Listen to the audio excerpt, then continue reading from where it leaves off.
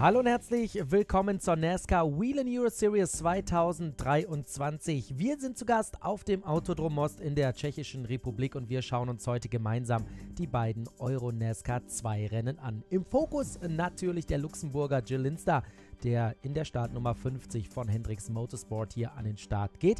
Er teilt sich den Toyota Camry mit Liam Hesemanns, der in der Euro NASCAR Pro startet. Das hier ist die Strecke, die gemeistert werden muss. In der Euro NASCAR 2 stehen da 14 Runden auf der 4,21 Kilometer langen Strecke an. 21 Kurven müssen hier pro Runde zurückgelegt werden. Und wir schauen auf Runde 7 in der Euro NASCAR 2 und wir sprechen mal mit zwei Schwestern, die hier in der NASCAR Whelen Euro Series mit dabei sind.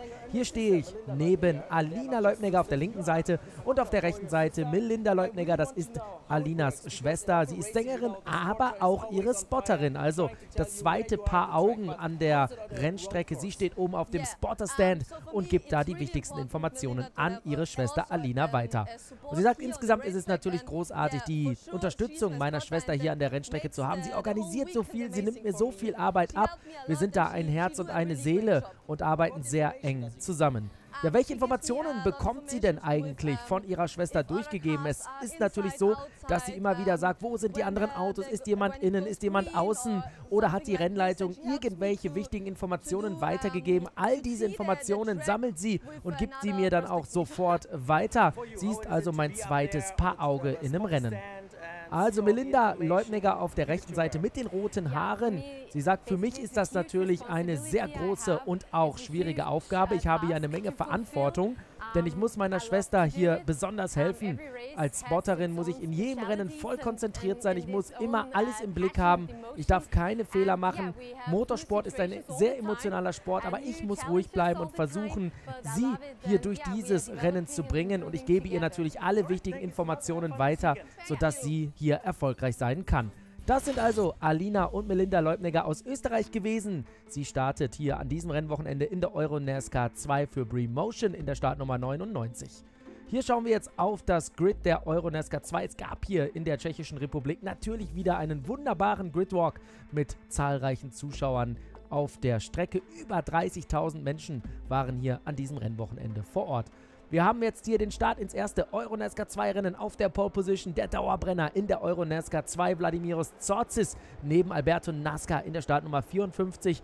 Dahinter dann Jack Davidson in der 48 von Marco Stipp Motorsport und auch Paul Giffrot, eine echte Sensation in dieser Saison, der junge Franzose. Und da gehen jetzt einige schon durch den Notausgang. Das ist in Kurve 1 natürlich eigentlich nicht geplant und es sind Alberto Nasca und Paul Giffrot, die müssen da die Meute jetzt natürlich wieder durchlassen. So ist es jetzt auch passiert. Vladimiros Dzorzis wieder auf der 1, Nasca auf der 2. Giffrot muss noch so ein bisschen kämpfen. Da geht es richtig zur Sache, weil da Jack Davidson mitmischt und irgendwo da müsste auch Gilles Linster sein, während wir jetzt hier den ersten heftigen Unfall haben. Riccardo Romagnoli und Paolo Valeri kommen sich da viel zu nahe. Das Auto mit der 65, The Club Motorsport, lag da sogar auf der Motorhaube der Startnummer 8 von Vict Motorsports. Also wir bekommen jetzt den Restart. Das hier ist die Onboard-Perspektive von der 46, Nick Schneider, der uns das Ganze noch einmal gefilmt hat. Also schon ein spektakulärer Unfall, aber so viel ist A nicht kaputt gegangen und den Fahrern geht es natürlich gut. Das hier ist der Restart und achten Sie mal auf Position 2. Da hat sich nämlich jemand nach vorne geschlichen. Gilles Linster in der Startnummer 50, der Luxemburger. Jetzt in der Angriffsposition direkt hinter Vladimiros Dzorzis aus Zypern. Es gibt einen Single-File-Restart und das Rennen ist wieder eröffnet. Wir sind in Runde 5 von insgesamt 14 und Gilles Linster greift sofort nach der Führung, versucht es hier außen in der Kurve 1, in der Bremszone, kommt da sogar ganz kurz vor Vladimiros Dzorzis, aber der verteidigt hier seine Führung gegen Gilles Linster, der die zweite Position hier verteidigen kann. Dahinter haben wir dann einen heißen Kampf zwischen Paul Giffrot und Alberto Nasca und auch mit dabei die Startnummer 27 von WV Racing. Das ist Patrick Schober aus Österreich, der gerade einmal durch das Bild hier durchgehuscht ist und dahinter geht es schon wieder richtig zur Sache. Jack Davidson muss aufpassen gegen Paul Giffrot. Die beiden sind sich da ganz nahe gekommen und dahinter gibt es einen Dreikampf. Patrick Schober, dann auch noch Roberto Benedetti und in der 69 Melvin de Groot, der aktuelle Legend Trophy Sieger. Die Legend Trophy ist für Fahrer ab 40 Jahren gedacht, die hier in der Euro NASCAR 2 Meisterschaft mitmischen. Vladimiros Dzorzis setzt sich vorne an der Spitze ab. Gilles Linster konnte zwar früh attackieren, aber jetzt hat er Probleme damit, der Pace des Academy Alex Coffey Motorsport Autos mitzuhalten. Und dahinter haben wir dann Jack Davidson auf der 3, Paul Giffrot auf der 4 und Patrick Schober auf der 5. Position. Dahinter dann auf der 6 Melvin de Groot vor eben Roberto Benedetti. Und dann haben wir dahinter den Lokal-Matadoren, den Local Hero. Das ist Martin Dubek. Das ist der Tscheche, der hier an den Start geht für Hendricks Motorsport in der Startnummer 7. Und das ist der Teamkollege von Jill Linster und der bestreitet hier sein Heimrennen. In Kurve 1 geht hier Paul Geffroy ganz locker an Jack Davidson vorbei. Der hat das wirklich richtig stark gemacht, der Franzose in der 3, der für RDV Competition an den Start geht. Und der beginnt jetzt natürlich sofort die Verfolgung aufzunehmen. Und zwar auf Jill Linster, der momentan auf der 2. Position sitzt. Hier haben wir den Kampf zwischen Benedetti und Dubek. Dubek geht da innen rein, versucht es zumindest mal, aber er muss sofort wieder zurückziehen. Da hat er bisher noch keine Lücke gefunden. Jetzt sind wir in der letzten Kurve drin und dann geht es wieder in Richtung Turn 1. Das ist eine ganz spezielle Kurve hier auf dem Autodrom Most. Teilweise wird da im ersten Gang gefahren. Manche Fahrer nutzen den zweiten Gang, aber es wird da heftig gebremst. Es wird super langsam und es gibt da gerade in den Startphasen immer eine Menge Chaos. Aber im Laufe des Rennens ist das eine richtig gute Überholmöglichkeit und das demonstriert uns hier Martin Dubek wieder einmal mit Bravour. Der geht da an Roberto Benedetti vorbei und übernimmt damit die 7. Position. Und dahinter lauert schon in der Startnummer 66 Thomas Dombowski, der für das Team Bleekemolen startet. Der Franzose ist aktuell der Führende in der Rookie Trophy. Ich glaube, es erklärt sich von selbst, für wen diese Sonderwertung gedacht ist. Der Kampf um Platz 4, da haben wir Jack Davidson gegen Patrick Schober, die beiden Side by Side, Türklinke an Türklinke. Und das hat Patrick Schober richtig gut gemacht. Der Österreicher, der in Spanien geboren ist, aber in der Slowakei aufgewachsen ist, hat schon immer mal wieder gezeigt, wie gut der beim Überholen ist. Egal an welcher Stelle, der kann auf den Strecken überall überholen. Das ist wirklich etwas, was andere Fahrer noch nicht so gut drauf haben wie der Youngster aus Österreich. Also da ist wirklich eine Menge Potenzial vorhanden beim Fahrer von Double V Racing, beim Fahrer mit der Startnummer 27. Hier sehen wir das Auto nochmal formatfüllend. Die Italiener von Double V Racing haben wieder einen guten Job gemacht, auch wenn es zu Beginn des Rennwochenendes Probleme mit dem Getriebe gegeben hat. Hier haben wir jetzt Melvin de Groot gegen Martin Dubek. Der Kampf um die 6. Position und Dubek möchte natürlich gerne noch ein Positionchen nach vorne. Vor seinem Heimpublikum möchte der Tscheche unbedingt ein gutes Ergebnis einfahren. Melvin de Groot macht sich aber richtig breit. Da ist es so schwierig, dran vorbeizukommen. Der Niederländer in der Startnummer 69 von Team Bleekemolen ist ein Garant für gute Ergebnisse. Das hat er in den vergangenen Jahren immer wieder gezeigt. Und er hält hier Martin Dubek mit Bravour hinter sich. Und der scheint so ein bisschen ungeduldig zu werden. Immer wieder zuckt er raus, versucht irgendwie an der 69 vorbeizukommen. Martin Dubek scheint auch ein bisschen schneller zu sein. Ja, und jetzt ist er dran. Jetzt versucht das mal innen, sticht rein. Die beiden direkt nebeneinander, Side by Side. Die nächste Kurve ist eine Linkskurve. Melvin de Groot hat aber keine Chance, sich da zu positionieren. Und Martin Dubek geht erst einmal auf die 6. Position.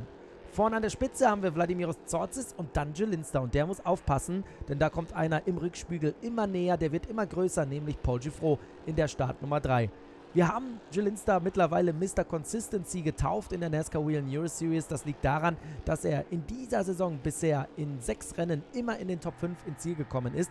Aber eine Position, die hat er quasi gepachtet, die 4. Position. Und das ist natürlich eine ziemlich bittere Platzierung, weil er immer wieder ans Podium vorbeischraubt. Einmal hat er es geschafft, in die Top 3 zu fahren, während wir hier den Dreher von Claudio Capelli sehen. Es gibt eine nächste Gelbphase und das ist keine gute Nachricht für Jill Linster, denn der hat jetzt Paul Geffroy direkt hinter sich. Da sehen wir die Autos wie an der Perlenkette aufgereiht. Claudio Capelli wurde aus dem Gras bereits befreit, beziehungsweise aus dem Kiesbett. Und damit kann es jetzt hier gleich weitergehen. Tsortzis, dann Linster, dann Geffroy und dann Patrick Schober vor Jack Davidson und Martin Dubek. Dahinter lauert dann schon Melvin de Groot. Also Green Flag ist back in the air. Wir haben insgesamt noch 3 Runden zu fahren hier in Runde 7 der EuroNASCAR 2 Saison 2023 auf dem Autodrom Most in der Tschechischen Republik. Und da verliert Jill Linster eine Position gegen Paul Geffroy. Platz 3 nur noch für den Luxemburger, nachdem Geffroy ihn da beim Restart ein bisschen abgekocht hat. Da gab es aber ein paar Diskussionen, weil es das Ende einer Full Course Yellow war.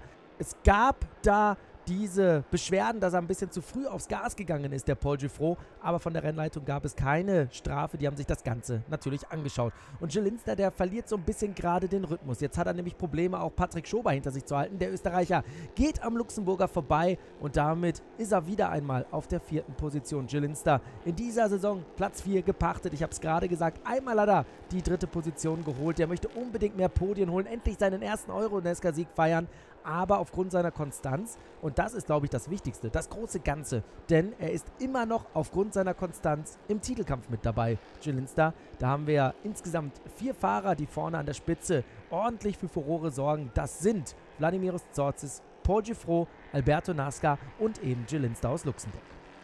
Melvin de Groot wieder vorbei an Martin Dubek. Die beiden liefern sich hier einen sehr intensiven Zweikampf. Dahinter Jack Davidson, der einige Positionen verloren hat. Der nächste Versuch von Dubek. Es kommt zur Berührung und das wird ein richtig heftiger Einschlag für Melvin de Groot. Wir sehen das Auto vielleicht noch so gerade durchs Bild fliegen, mehr auch nicht, aber der schlägt richtig heftig in den Reifenstapel ein. Und natürlich wird hier Martin Dubek für diese Aktion hart bestraft. Er verliert dadurch viele, viele Plätze. Auch wenn er hier erst einmal weiterfahren kann. Vorne an der Spitze Dsortzis, Geffroy, dann Schober, dann Linster und das ist die letzte Runde, das sind die letzten Meter. Vladimiros Dsortzis gewinnt zum 5. Mal in dieser Saison ein Rennen vor Paul Geffroy und Patrick Schober, der sein erstes Podium überhaupt eingefahren hat.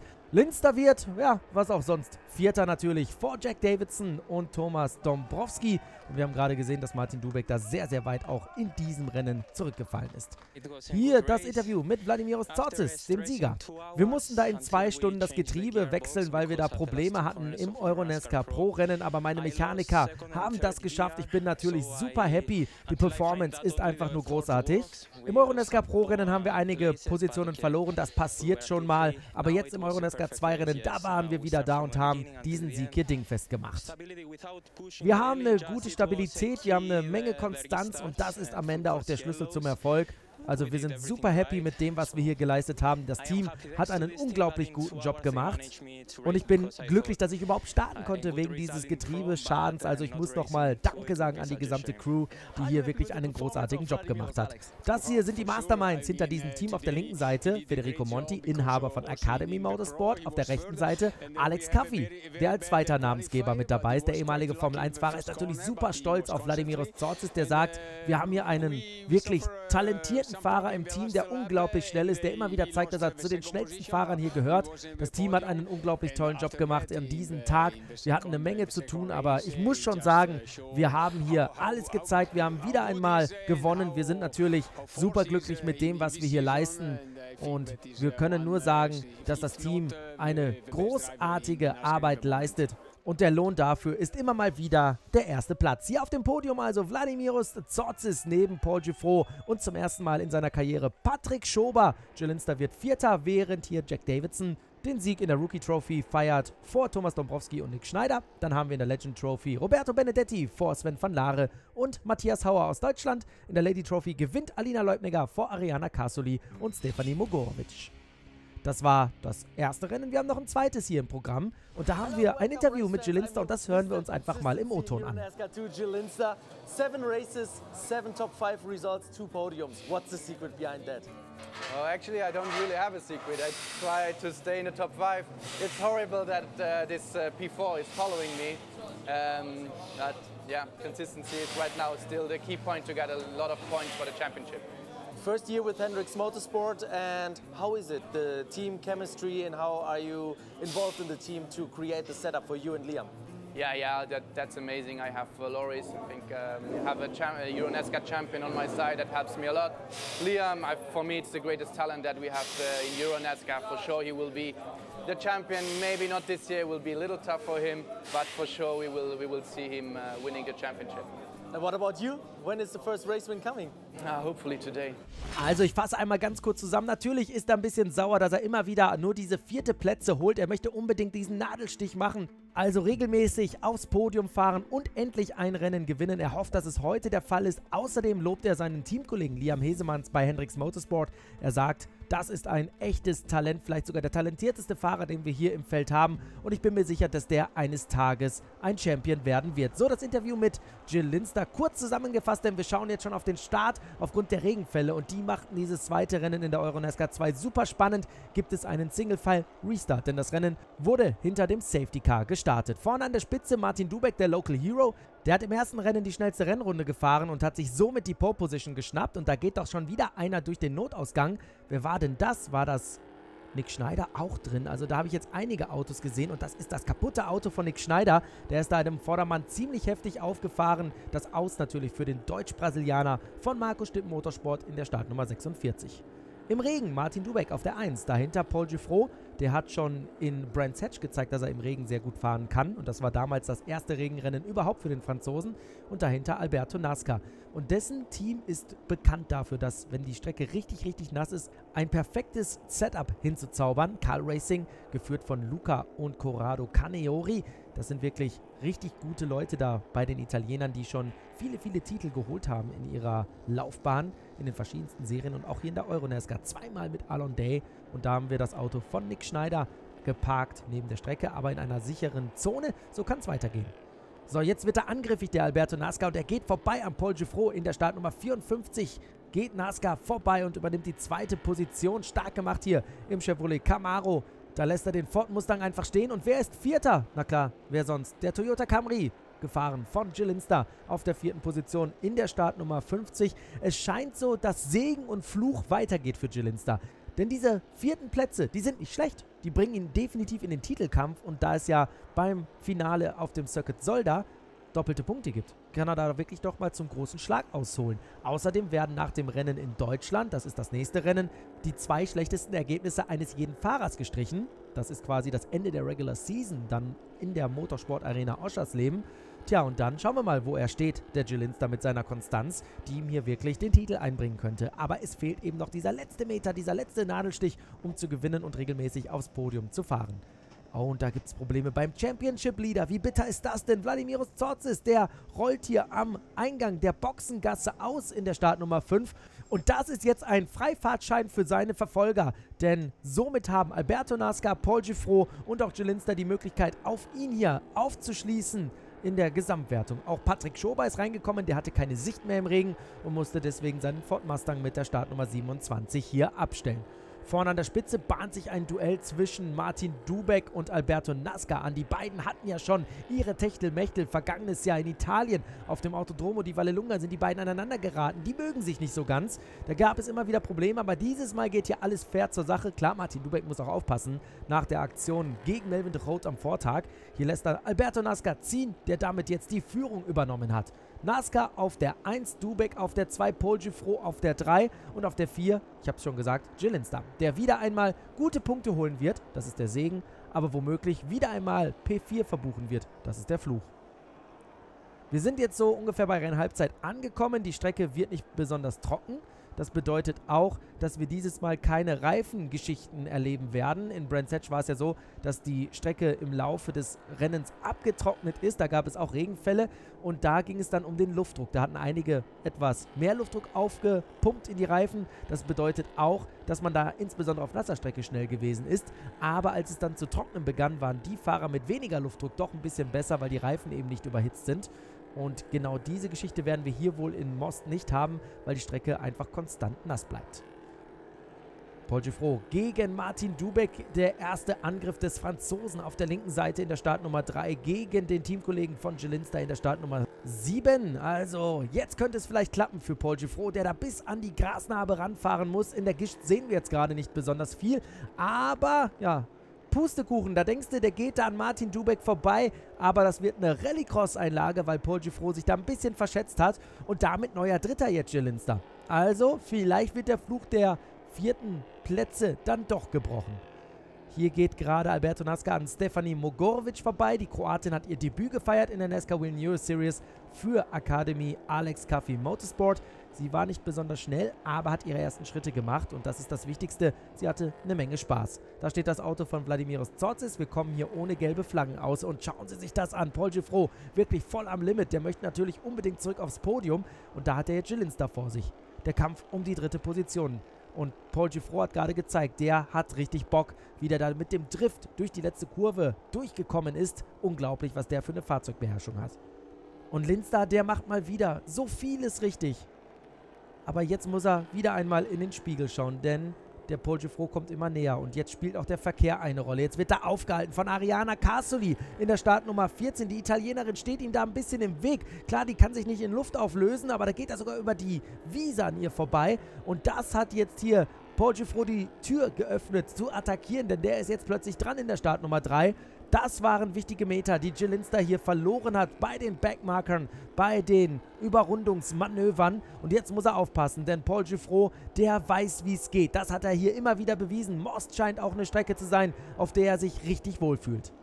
Giffreau kommt jetzt hier im Kurvencenter ein bisschen näher ran, verliert hier aber dann bei der Beschleunigung das Duell gegen Jill Linster, der gar nicht so schlecht hier rausgekommen ist. Also, das könnte eine ganz, ganz knappe Geschichte werden zwischen den beiden, denn die zeigen hier beide gute Leistungen im Regen von Most.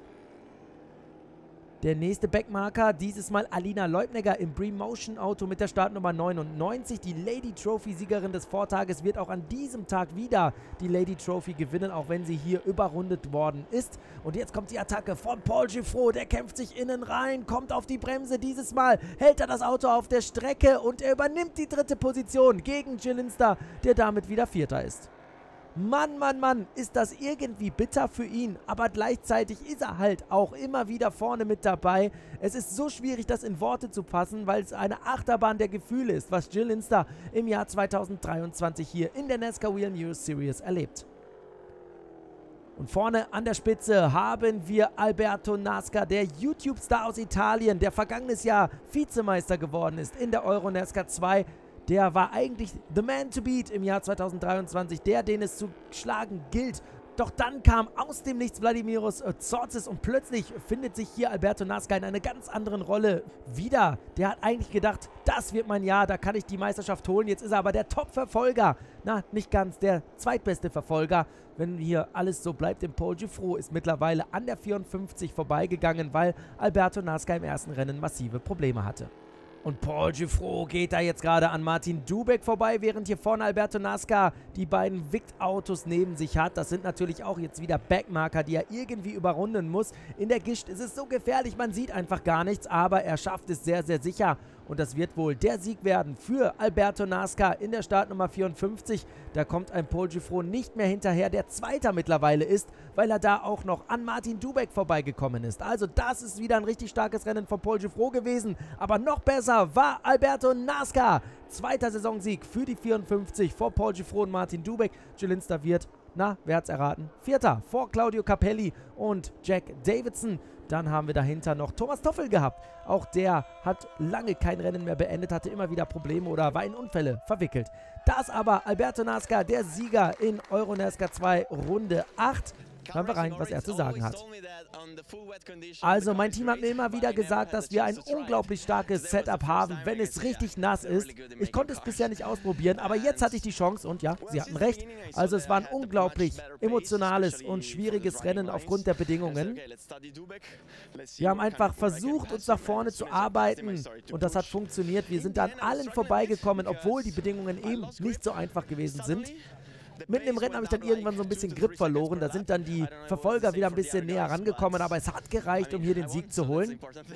Also das war eine ganz, ganz wichtige Geschichte und jetzt grüßt er auch noch seine italienischen Fans auf Italienisch. Alberto Nasca, das ist wirklich ein Phänomen.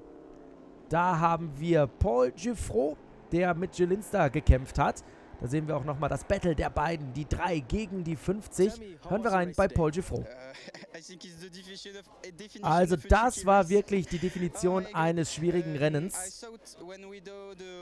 Als wir da in der Warm-Up-Lab unterwegs gewesen sind, habe ich gedacht, man kann doch hier nicht sehen, wie sollen wir denn da die Bremspunkte finden? Vor den Kurven habe ich dann angefangen runterzuzählen, sodass ich dann ungefähr die Bremspunkte auch erwische und das hat ganz gut funktioniert, auch wenn ich einmal von der Strecke abgekommen bin. Insgesamt sind wir auf Platz 2 jetzt hier gekommen und wir sind mit dieser Leistung definitiv zufrieden. Wir haben wichtige Punkte gut gemacht auf Vladimiros Tsortzis, der leider ausgefallen ist. Dass wir es durchgeschafft haben, das ist schon ein kleines Wunder. Ich habe quasi nichts gesehen, aber trotzdem war es wirklich der Hammer, wie wir da durchgekommen sind. Wie gesagt, ich habe runtergezählt, um die Bremspunkte zu erwischen, um irgendwie diese Referenzpunkte zu kriegen. Also das war ein wirklich verrücktes und super schwieriges Rennen für mich. Aber ADV Competition hat einen unglaublich guten Job gemacht. Das Auto war perfekt vorbereitet. Wir hatten keine technischen Probleme. Ich konnte wirklich voll ans Limit gehen, obwohl die Bedingungen so schwierig waren. Also wir sind da auf Platz 4 zurückgefallen, dann wieder auf Platz 2 vorgefahren, nachdem ich eigentlich schon auf Platz 2 war. Das war eine Achterbahn der Gefühle, dieses Rennen. Und ich bin natürlich super happy, dass wir in der Meisterschaft ein paar Punkte gut gemacht haben. Da sehen wir es auch. 283 Punkte für Zortes, 280 Punkte für Giuffreau, 277 Punkte für NASCAR und 264 Punkte für Jill Linster. Das sind unsere Top 4, das sind unsere 4 Titelanwärter. In der Rookie Trophy gewinnt Davidson, in der Legend Trophy Capelli und in der Lady Trophy Alina Leubnegger. Und das war's hier mit der NASCAR Whelen US Series aus Most. Es geht weiter am 23. und 24. September in Deutschland in der Motorsport Arena Oschersleben. Mein Name ist André Wiegold. Tschüss und bis zum nächsten Mal.